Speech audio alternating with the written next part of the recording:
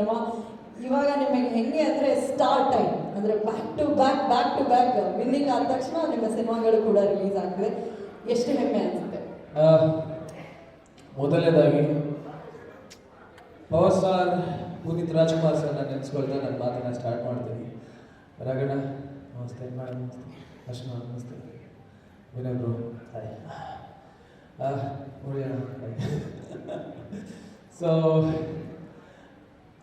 ತುಂಬ ಖುಷಿಯಾಗುತ್ತೆ ಒಂದು ಸರಳ ಪ್ರೇಮಕತೆಯಲ್ಲಿ ಆ್ಯಕ್ಟ್ ಮಾಡಿದ್ದಕ್ಕೆ. ಸುನಿ ಸರ್ ಸಿನಿಮಾಗಳಲ್ಲಿ ಆ್ಯಕ್ಟ್ ಮಾಡಬೇಕು ಅಂತ ನನಗೆ ತುಂಬ ಆಸೆ ಇತ್ತು ಮೊದಲಿಂದನು. ಆ್ಯಂಡ್ ದೊಡ್ಡ ಮನೆ ಆಗಿರ್ತಕ್ಕಂಥ ವಿನಯ್ ಬ್ರೋ ಅವ್ರ ಸಿನಿಮಾದಲ್ಲಿ ಒಂದು ಸಣ್ಣ ಪಾತ್ರ ಮಾಡಿದ್ದು ನನಗೆ ತುಂಬ ಖುಷಿನೇ.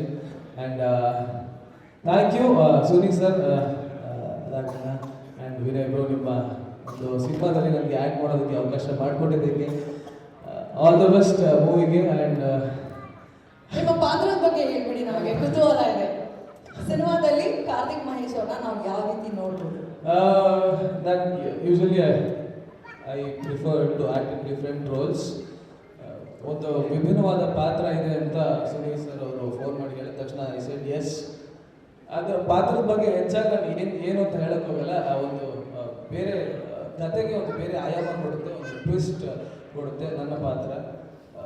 ಸೊ ಅಷ್ಟು ಮಾತ್ರ ಹೇಳಬಲ್ಲೆ ನನ್ನ ಪಾತ್ರದ ಬಗ್ಗೆ. ತುಂಬ ಹೇಳಿದ್ರೆ ಸುನಿ ಸರ್ ಎಲ್ಲಿದ್ದಾರೆ? ಸುನಿ ಸರ್ ಹೇಳ್ಬೋದಾ?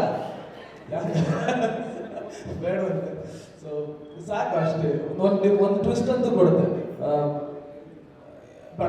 ಒಂಚೂರು ಹೇಳಕ್ಕೋದ್ರೂ ಜಾಸ್ತಿ. ಈಗ ನಮ್ಮ ಸಿನಿಮಾದ ಕಲಾವಿದರಿಗೆ ಒಂದು ಪ್ರಶ್ನೆ ಕೇಳಬೇಕಂತ ಅನ್ಕೊಂಡಿದ್ದೀನಿ. ನೀವು ನಿಜ ಹೇಳಬೇಕು. ಯಾರಿಗೆ? ನಿಜ ಹೇಳ್ಬೇಕು ನಮಗೆ. ಓಕೆ, ನಿಮ್ಮ ರಿಯಲ್ ಲೈಫ್ ನಲ್ಲಿ ಒಂದು ಪ್ರೇಮ ಕಥೆ ಇದ್ದೇ ಇರುತ್ತೆ. ಅದು ಸರಳನ ವಿರಳನ? ಜಾಸ್ತಿ ಸರಳ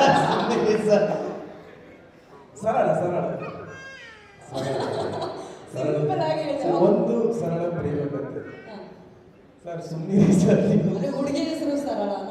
ಇಲ್ಲ ಅವೆಲ್ಲ ಏನಿಲ್ಲ ಮೇಡಮ್, ಬಿಟ್ಬಿಡಿ.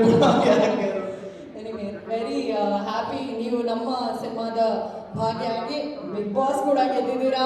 ಇಲ್ಲಿ ನಮ್ಮ ಸಿನಿಮಾ ಕೂಡ ನಿಮ್ಮ ಜೊತೆಗೆ ಹಾಗೆ ಗೆಲ್ಲಬೇಕು ಅಂತ ನಮ್ಮ ಸಿನಿಮಾ ತಂಡದ ಪರವಾಗಿ ಜೋರಾದ ಚಪ್ಪಾಳೆಯೊಂದಿಗೆ ವೇದಿಕೆ ಮೇಲೆ ಸ್ವಾಗತಿಸಿ ಇವತ್ತಿನ ನಮ್ಮ ನಿರ್ಮಾಪಕರ ಆಪ್ತರು ಶ್ರೀ ರಂಗರಾಜು ಸರ್ ವೇದಿಕೆ ಮೇಲೆ ಬರಬೇಕು.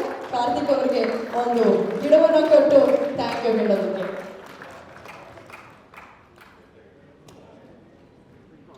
ಸಾತ್ವಿಕ ಪ್ಲಾಂಟೇಶನ್ಸ್ ಅವರ ಪರವಾಗಿ ಹೂ ಕೊಡೋ ಬದಲು ಈ ಒಂದು ಗ್ರೇಟ್ ಇನಿಷಿಯೇಟಿವ್ಗೆ ಬರಬೇಕು ಜೋರಾದ ಚಪ್ಪಾಳೆ. ಗಿಡ ನೆಟ್ಟು ಪರಿಸರವನ್ನು ಕಾಪಾಡುವ ಒಂದು ಥೀಮ್ನ ಮೈಂಡಲ್ಲಿ ಇಟ್ಕೊಂಡು ಈ ಒಂದು ಇನಿಷಿಯೇಟಿವ್ನ ಮಾಡಿದ್ದಾರೆ. Thank you so much. Thank you.